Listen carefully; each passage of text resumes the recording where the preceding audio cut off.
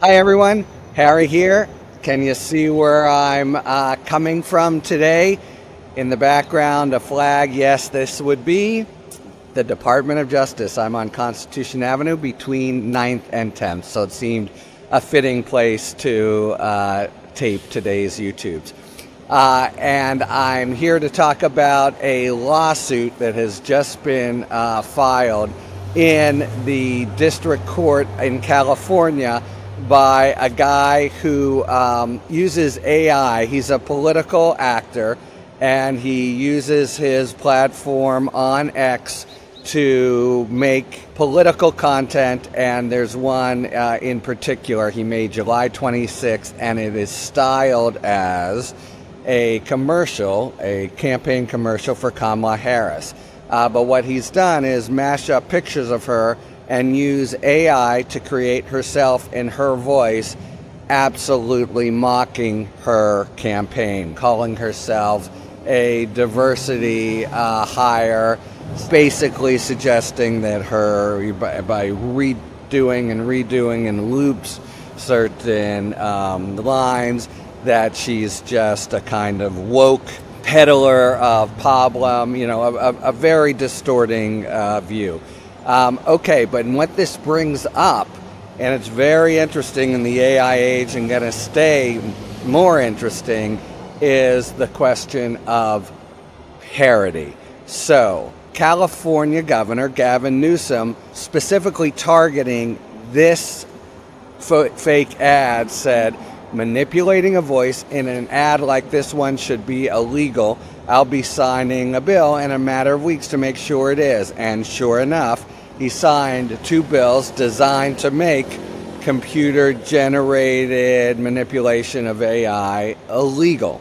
Now, the bills, as they have to, exempt political parody, because political parody, which is a commentary on the original work, is something that the First Amendment does protect. So you can imagine, and we've certainly seen them in the history of this country, products that plainly distort known political commentary out there to make a humorous, usually disparaging comment on it. Take a look at, or you can take my word for it, on the commercial that is here.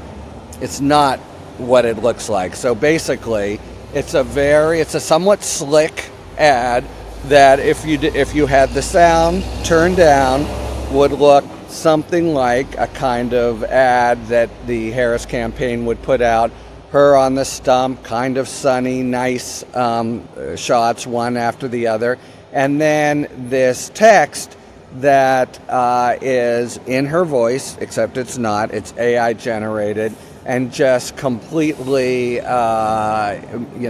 makes fun of her in her own voice. So he has her claiming in her own voice that I was selected because I'm the ultimate diversity hire and a person of color.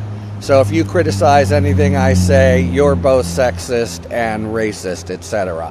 Most notably, he puts this out, and none other than Elon Musk retweets it, says he's impressed and calls it amazing. So tweets it out, and it gets over 100 million views. So parody is a very contextual kind of inquiry. And so, you just have to look at it carefully and decide, as a court will have to, is this satire or is this just basically appropriation with the idea of making her look like a fool rather than, there's no real work that it's parodying. It's just different pictures of her, and the AI created text is just, nasty in a really kind of Trumpian way about her being a diversity hire and the like, and it does go on for over a minute.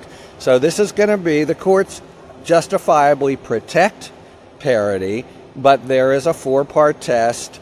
Is this for commercial use is one of them, and arguably it's not. I don't know what this guy is doing with the tape, but basically, would a reasonable person looking at it say, oh, ha ha ha, they're taking the original, changing it to make a funny point, and that's a parody, and ha ha ha, very funny. Or would the reasonable person look and say, huh? What? Especially since you can take out snippets. What is Harris saying about herself? Wow, that's pretty serious.